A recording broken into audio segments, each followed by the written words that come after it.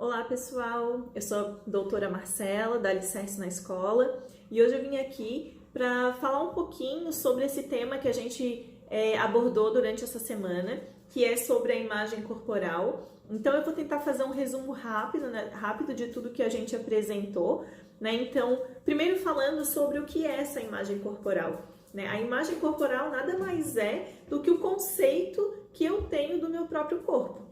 Então, na verdade, ela é uma variável subjetiva, né? Cada pessoa tem uma percepção do seu próprio corpo.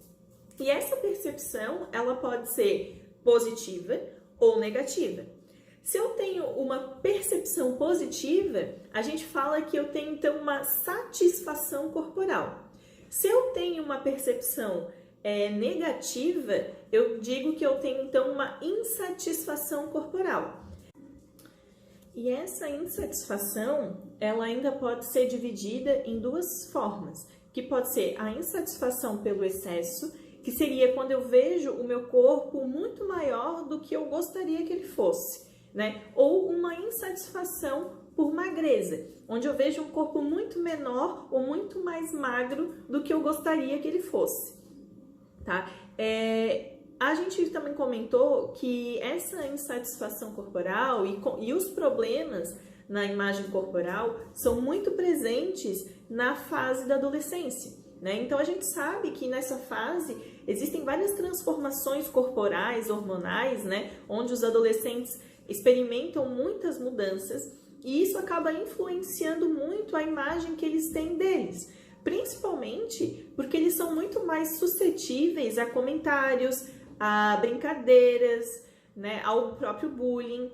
Então, e eles precisam desse suporte social dado pelos colegas. Então, eles sofrem muito mais nesse período com a insatisfação corporal. Então, é um período bem crítico, onde a gente precisa estar atento, né, a essas demonstrações que os adolescentes podem dar em relação aos seus próprios corpos, né? Então, é muito importante que os pais, os professores, enfim, e todas as pessoas próximas dos adolescentes fiquem atentos. Por quê? Porque esse tipo de insatisfação corporal, como a gente viu até nos estudos que eu apresentei, que muitas vezes a criança ou adolescente que tem uma insatisfação corporal, ele está no seu peso adequado, ele tem o seu índice de massa corporal adequado, que é o saudável para a sua faixa etária, por exemplo. E mesmo assim, ele continua insatisfeito com a sua imagem corporal.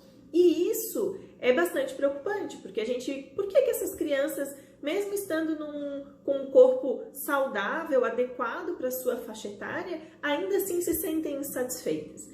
Né? E isso pode ser por questões sociais, influências, né, dentro da própria casa, influência nas redes sociais, da mídia, enfim.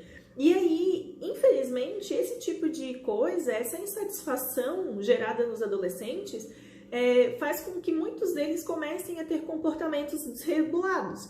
Quais comportamentos, por exemplo? Então, transtornos alimentares, né? Que é bulimia, anorexia, enfim, tantos outros que podem fazer com que esses adolescentes comecem, então, a ter esse tipo de comportamento autodestrutivo, digamos assim, né? E além disso, também, por exemplo, o uso de anabolizantes, né? Diversos esteroides que principalmente os meninos, né, utilizam nessa faixa etária por se considerarem muito magros perto dos outros colegas.